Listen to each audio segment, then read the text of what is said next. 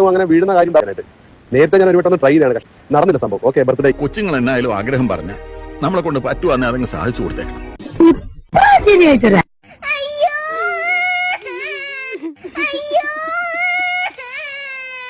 ഇപ്പൊ എങ്ങനെ ഇരിക്കണം? അവര് രജിസ്റ്റർ ചെയ്തേക്കുന്നത് BNS 162 എന്ന് വെച്ചാൽ ഹിറ്റ് ആൻഡ് റൺ കുറച്ച് സീരിയസ് ആയിട്ടാണെന്ന് വെച്ചാൽ അവര് പറഞ്ഞേക്കുന്നത് ഇപ്പോഴും നിലവിൽ ക്ലൈം നമുക്ക് ലാസ്റ്റ് ലെറ്റർ അയച്ചപ്പം 1,62,000 അങ്ങനെ എന്തോ ആണ്. നമുക്കിപ്പോ ഇതൊരു 6 മാസത്തിന് മേളിലായ കേസാണ്. വണ്ടി തട്ടി അവര് പറയുന്നത് നിങ്ങൾ നിർത്താതെ പോയി എന്നൊക്കെയാണ് കേസ്. നിർത്താതെ പോയതല്ല, നമ്മളവിടെ നിർത്തി സംസാരിച്ച് നമ്മുടെ കയ്യിലെ തെറ്റല്ല ആൾക്കാരൊക്കെ അവിടെ. പക്ഷെ അവര് ഇതുപോലെ കേസിൽ പോയി ഈ സഞ്ജീവ് സാറിന്റെ അടുത്താണ് വന്നത്. അന്ന് ഈ നോട്ടീസ് ഇട്ടതെന്ന് നമ്മളൊന്ന് സർജറി, എനിക്കൊരു സർജറി ഒക്കെ ഉണ്ടായിരുന്നു ആ സമയത്ത് എന്തോ ആയിരിക്കും.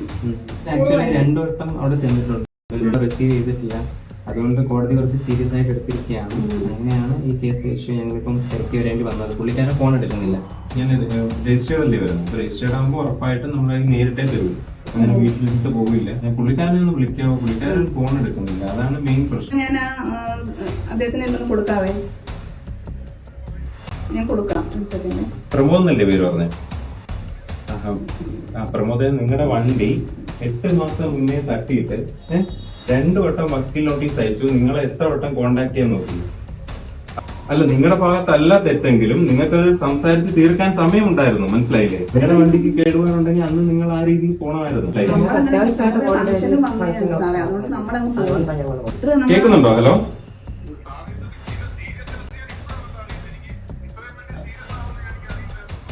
ഓൾറെഡി നിങ്ങളെ ഇത്ര വട്ടം കോണ്ടാക്ട് ചെയ്യാൻ ശ്രമിച്ചു, ഫോൺ എടുക്കുന്നില്ല. നിങ്ങൾക്ക് 2 വട്ടം ലെറ്റർ അയച്ചു.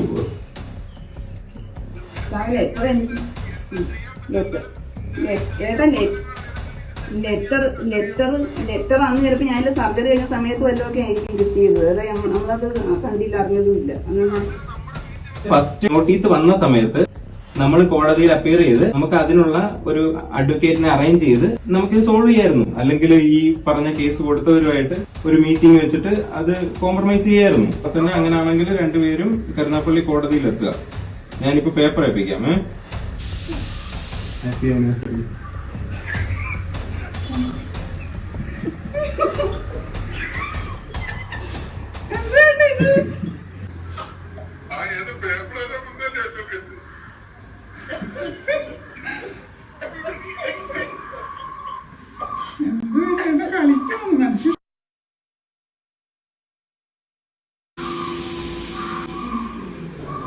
പിന്നീട് എന്താണ് ഉണ്ടായെന്ന് വെച്ചാല് എന്റെ കിളി പോയി സാറേ.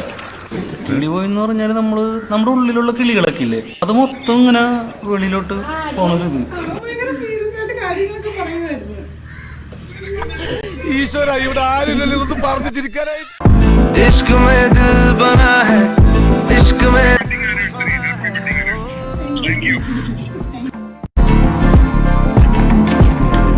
मिटा दे या बना दे, मैंने तुझको चुना है.